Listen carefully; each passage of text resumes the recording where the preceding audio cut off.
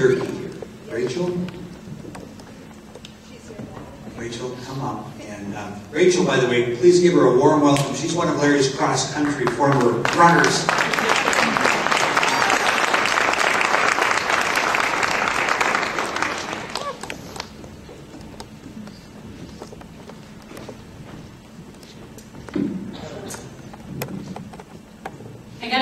From another runner, Molly Wyrens, and she asked if I would read something on her behalf, and so I wanted to share that with you first. My name is Molly Wyrens, and unfortunately my Easter celebrating has me away from all of you, which I am sad about, as I would have loved to be there in person to honor and remember and celebrate Larry. Know that my heart is certainly in St. Cloud today.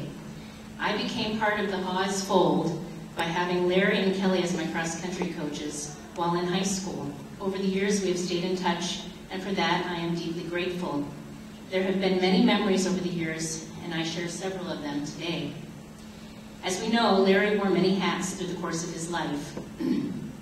The titles are numerous: commissioner, coach, husband, uncle, friend, director, brother, state representative, teacher, son, father, and the winner of a host of awards.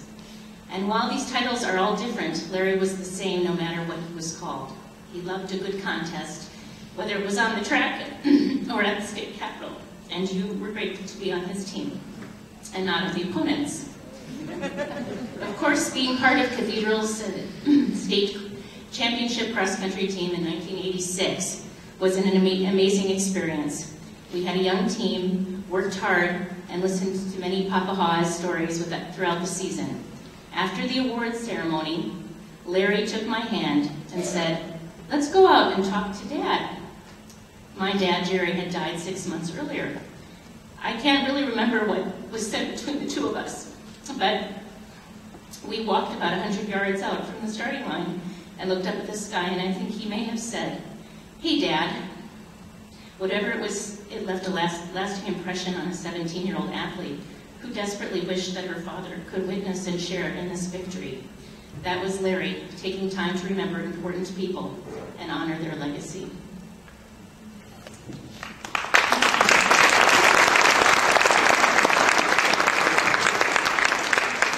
So Molly graduated a year after I graduated, and I joined the cross-country team just for 1 year, my senior year, and I had been influenced by a couple of coaches at Cathedral.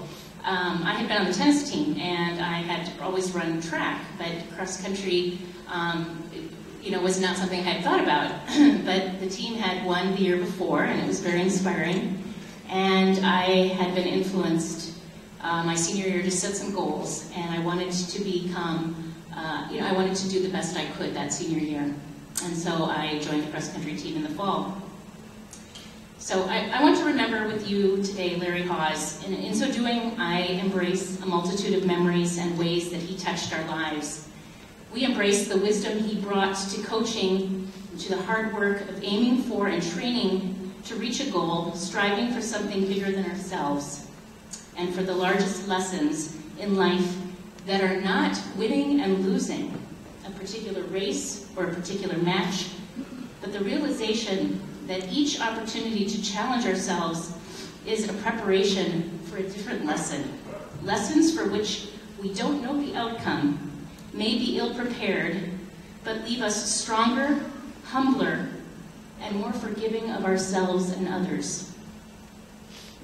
Okay, I'm going to tell two stories. One is about a colleague of mine who is a large mountain climber, and he's climbed Everest and K2, and it's truly astonishing to me that he has done this. He has told some of his stories on the radio, but I heard him speak in 2008 about climbing K2, and he was successful in that endeavor, but many of his colleagues died, and he lived to tell about it.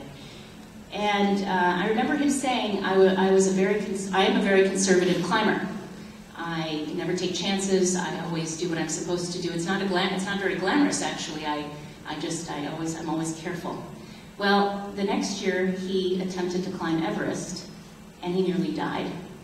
And he had a problem. He had no problem summiting, but it was in the coming down that he had some problems with his oxygen valve, and he just blacked out about halfway down the mountain. And if it hadn't been for persons who were also climbing that day, he never would have survived, and he lost all of his fingers and his toes from one of the joints down. And he looks quite frail today, but so this is a story where the goal's clear, the victory looked like it seemed clear too, learned that it was in fact not so clear, and that there was something else that needed to sort of be learned at that moment.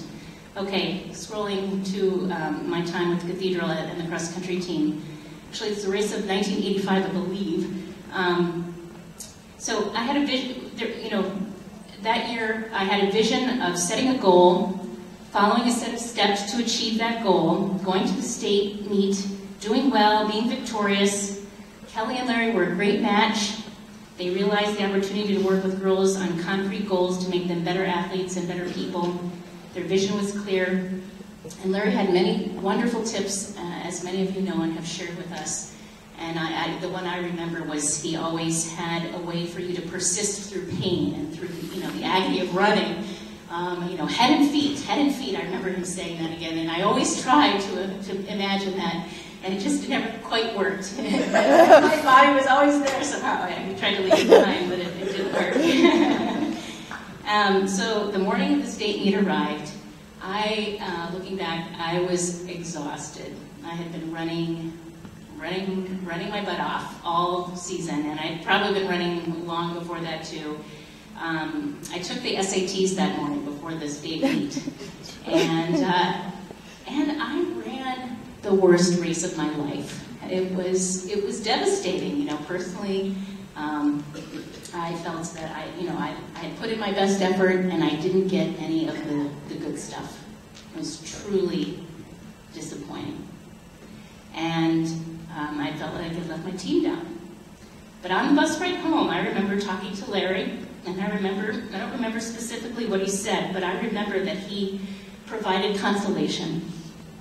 And he gave me a sense that there would be other races, that there would be other chances to set goals and strive to find my way and to know victory. The lesson was the realization that winning and losing are superfluous and inferior to other lessons. The real victory comes when a mentor, a teacher, a coach has a chance to inspire you.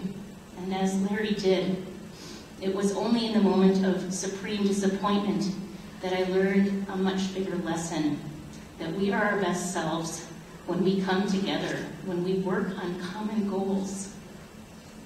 Much more meaningful is the community with whom we share our life experiences, the community who leaves us stronger, humbler, and more forgiving of ourselves and others. Thank you, Larry. Thank you, Rachel.